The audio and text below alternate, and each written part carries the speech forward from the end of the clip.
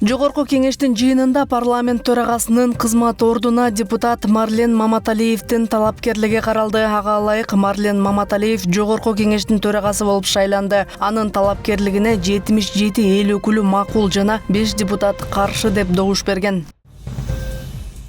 Суу-Самыр Талас Тарасуна жолундагы өтмөк ашуусунда саат 12:30дан тартып оор жүк ташуучу унаалар үчүн киргизилген убактылуу чектөө алынды. Бул тууралуу Кыргыз автожол мамлекеттик ишканасынан билдиришти. Белгилей кетсек, 11 февралда аба ырайынын кескин өзгөрүшүнөн улам ашууда саат 13:00дөн тарта оор жүк ташуучу унааларга чектөө киргизилген. Учурда каттан бар жолдор ачык. Номер 36 тейлөө мекемеси тарабынан тазалоо жана инерттик материалдарды себүү иштери жүргүзүлүүдө.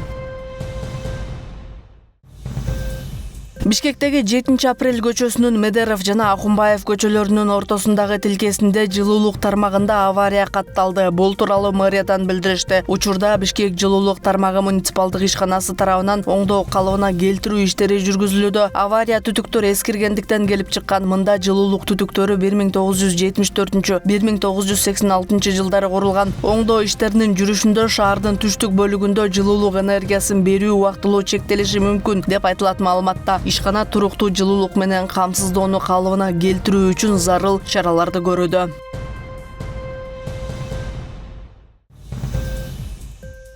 17 февралда Бишкектин Жеңиш конушунда суу өчүрүлөт. Бишкек мэриясынан билдиришкендей, 17 февралда саат 10:00дөн 15:00 чейин Жеңиш конушундагы турак жайларга, мектептерге, бала бакчаларга, саламаттыкты сактоо мекемелерине жана башка социалдык жана өнөр жай объектилерине ичүүчү суу берүү токтотулат. Суу Жеңиш суу топтомосунда авариялык оңдоо иштеринин жүргүзүлүшүнө байланыштуу өчүрүлмөкчү. Бишкек мэриясы ыңгайсыздык жараткандыгы үчүн кечирим сурайт жана ишканалардан, ошондой эле тургундардан ичүүчү сууну алдын ала камдап алууну суранат.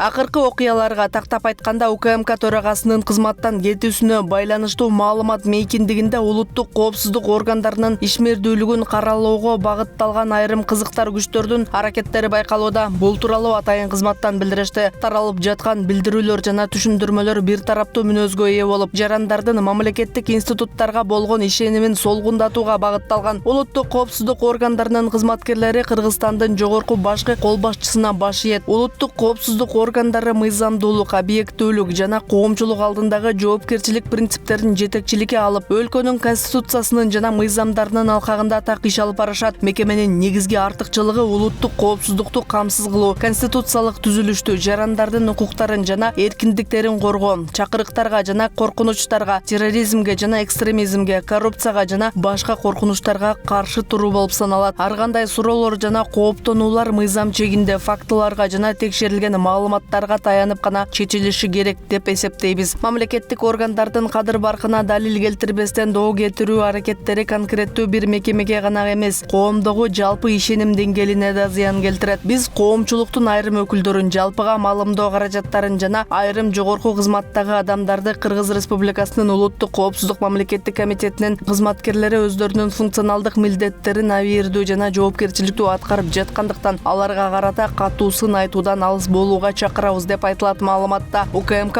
өлкөнүн коопсуздугун камсыз кылуу боюнча иштер элдин жана мамлекеттин кызыкчылыгында ыраттуу жана принциптүү түрдө улантыларын белгиледи. Жалал-Абадта Маркай тилкесиндеги мыйзамсыз иштетилген 8 шахта жабылды. Бул тууралуу Кыргыз көмүр ишканасынан билдиришти. Маалыматка ылайык, шахталардын тереңдиги 80-120 метрге чейин жетип, коопсуздук талаптары сакталган эмес. Мыйзамсыз тартылган электр чубалгылары энергетиктер тарабынан үзүлдү. Адистер белгилегендей, мыйзамсыз жана эски ыкма менен кен казуу адам өмүрүнө олуттуу коркунуч жаратат. Мындай шахталарда коопсуздук шарттары камсыздалбагандыктан буга чейин адам өлүмү менен аяктаган учурлар катталган. Ошондой эле жергиликтүү тургундарга түшүндүрүү жана эскертүү иштери жүргүзүлдү. Мыйзам бузуулар кайталанса тиешелүү чаралар көрүлөрү айтылды. Белгилей кетсек, Көк жаңгак кенинин Маркай тилкесинде мыйзамсыз көмүр казууга каршы атайын рейд 10-11 февралда күч түзүмдөрү жана жергиликтүү бийлик өкүлдөрү менен биргеликте өткөрүлдү. Жазгы талаа иштерин утурлай бүгүнкү күндө 57 000 тонна үрөн топтолду. Бул тууралуу Суу ресурстары айыл чарба жана кайра иштетүү өнөр жай министри Бакыт Төрөбаев жогорку кеңештин жыйынында билдирди. Анын айтымында 2026 жылга 69 000 тонна өсүмдүктөрдүн үрөнү керектелет. Учурда камдалган үрөн керектөөнүн 82,5%-ын түздү. Ал эми сулуу, көрүч, тамеки, чанактуулар жана соя өсүмдүктөрүнүн үрөндөрү 100% камсыздалды. Жетпеген үрөндүн көлөмү дотация аркылуу жана үрөнчүлүк чарбаларда эркин сатууга коюлган үрөндөр менен камсыздалат. Ошондой эле 2026 жылга 22 питомник тарабынан 15 миллион 37 000 көчөттөр даярдалды. Кыргызстанда органикалык айыл чарбасынын улуттук күнү белгиленет. Президент органикалык айыл чарбасынын улуттук күнү жөнүндө жарлыкка кол койду. Суу ресурстары айыл чарба жана кайра иштетүү өнөр жай министрлигинен билдиришкендей, ага ылайык мындан ары жыл сайын сентябрь айынын акыркы жума күнү өлкөдө органикалык өндүрүштү өнүктүрүүгө арналган улуттук күн деп белгиленет. Бул чечим айыл чарба тармагын өнүктүрүү, азык-түлүк коопсуздугун чыңдоо, жаратылыш ресурстарын сактоо жана калктын жашоо сапатын жакшыртуу багытындагы мамлекеттик саясат маанилүү бөлүгү болуп саналат. Анын алкагында органикалык продукциялардын жарманкелери жана көргөзмөлөрү, фермерлер үчүн семинар, тренингтер, ошондой эле жаштар үчүн агартуу иш-чаралары өткөрүлөт. Органикалык айыл чарбасынын улуттук күнү экологиялык жактан туруктуу экономиканы өнүктүрүүгө жана Кыргызстандын эл аралык аброюн бекемдөөгө багытталган маанилүү кадам. Гуанчжоу шаарындагы Кыргызстандын башкы консулдугунун жана China Southern Airlines авиакомпаниясынын өкүлдөрүнүн жумушчу жолугушуусу болуп өттү. Тышкы иштер министрлигинен билдиришкендей, жолугушуунун жүрүшүндө Гуанчжоу Бишкек Гуанчжоу багыты боюнча түз туруктуу аба каттамын ишке киргизүү маселелери, ошондой эле Бишкек Гуанчжоу Кытайдын Хайнян провинциясындагы Саня багыты боюнча каттамды ачуу маселеси талкууланды. Кытай тарап маалымдагандай, Гуанчжоу Бишкек Гуанчжоу багыты боюнча каттамды 2026 жылдын 29 мартында ишке киргизүү пландаштырылууда. Каттамдар жумасына 2 жолу шаршемби жана жекшемби күндөрү аткарылары күтүлүүдө. Авиа билеттер 11 февралдан баштап сатыла баштады.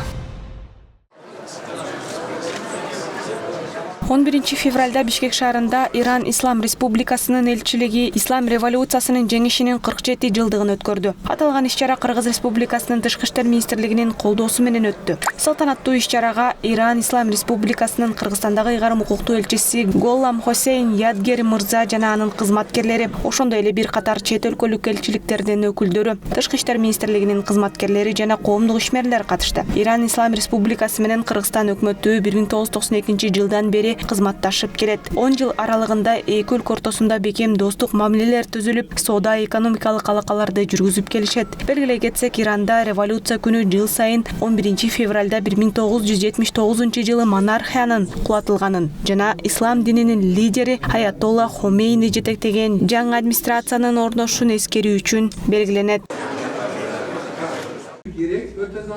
Экинчиден, Чынара Боронбаева активист. Ал 20 жылга жакын убакыт аралыгында тынчтыкты куруу, гендердик өнүгүү жана укук жаатында иш алып барат. Бул ирет Чынара айым Фергана өрөөнүнүн аялдарды климаттын өзгөрүшүнө туруктуулук, адаптация жана тынчтыкты куруунун алдыңкы катарында аттуу долбоордун алкагындагы регионалдык тренингке активдүү катышууда. Суу пайдалануучулардын негизги сунуштарын негизинде тандалып алынган негизги көйгөйлөрдү колдоого алууга пландаштырып жатыптыр.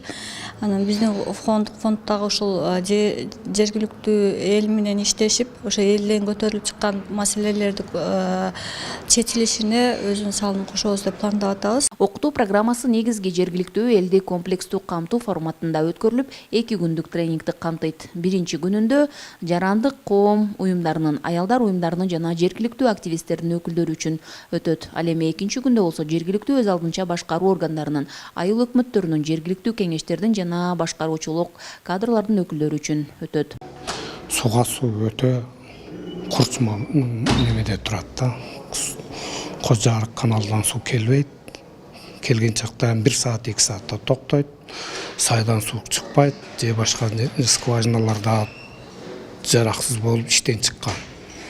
Бунун иштен чыккан себеби кароосуз калып, бесхоз болуп, акча бөлүнбөй, суулар чыкпай калган. Ошон үчүн биз мына проон демесиге келип катышып, проондун берген акчаларына 2 скважина чыгарууга эме кылдык. Бул натыйжалуу болот деген ойдомун. Долбоор проон тарабынан биоэкологиялык кыймыл менен биргеликте ишке ашырылууда. Дал ушундай тренингтер Баткен жана Жалал Абад областарында да өткөрүлөт. Ош шаарындагы тренингте Ош облусунун Кара Суу жана Нокат райондорунун 30 Адыр, Папан жана Кулатов айыл өкмөттөрүнүн жамааттарынын өкүлдөрү катышууда.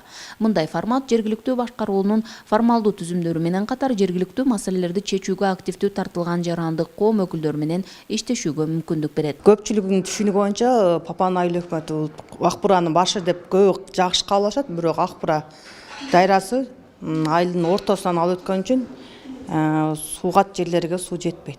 Айылдын ортосу менен өтүп кеткен үчүн. Ошон үчүн биздин суу тартыштыгы өтө көйгөйлүү маселе деп. Глобалдык маселеде айгылсак боло берет. 2 күндүк окуудан тажрыйбасынын жыйынтыгы менен биз аял башыбыз менен чыгып көтөрүлсөк болот экен. Көбүрөөк маанилүү бизге экен, негизги сууну коротуш керектүүлүгү бизге экен. Иш-чаранын негизги максаты жергиликтүү жамааттардын климаттык факторлорунан улам келип чыккан конфликттерди, өзгөчө сугат суу ресурстарын башкаруу жаатындагы талаш-тартыштардын алдын алуу жана жөнгө салуу мүмкүнчүлүктөрүн бекемдөө. Климаттын өзгөрүшү, суу ресурстарынын азайышы жана ирригациялык системаларга болгон жүктөмдүн өсүшү шартында сууга жетүү жана аны бөлүштүрүү маселелери барган сайын социалдык чыңалуунун жана жергиликтүү конфликттердин булагына айланууда. Тренингтерди уюштуруу бул баягы маалыматты таратуу, окутуу, климаттын өзгөрүшү эмне, кандай гендердик маселелер чыгып атат, кандай тынчтык маселелер чыгып атат климаттын өзгөрүшүнөн улам, ошонун ичинде кандай суу маселелери чыгып атат. Ошол маселелерди көтөрүү, талкуу жана бир чечимдерди иштеп чыгуу да маселе. Программанын алкагында климаттын өзгөрүшү, тынчтыкты куруу жана гендердик өнүгүү ортосундагы өз ара байланыштарга өзгөчө көңүл бурулат. Катышуучулар сууга жетүүнү техникалык же чарбалык маселе катары эмес, тынчтыктын, социалдык биримдиктин жана жамааттардын туруктуу өнүгүүсүнүн фактору катары карашат. Ошондой эле аялдардын сугат суу ресурстарын башкарууга, чечим кабыл алуу процесстерине жана жергиликтүү чыр-чатактардын алдын алууга катышуусуна өзүнчө басым жасалат. Катышуучулар сугат сууну пайдаланууга байланышкан кырдаалдарды талдап, конкреттүү жамааттардын шарттарына ылайыкташтырылган колдонмо чечимдерди иштеп чыгышат.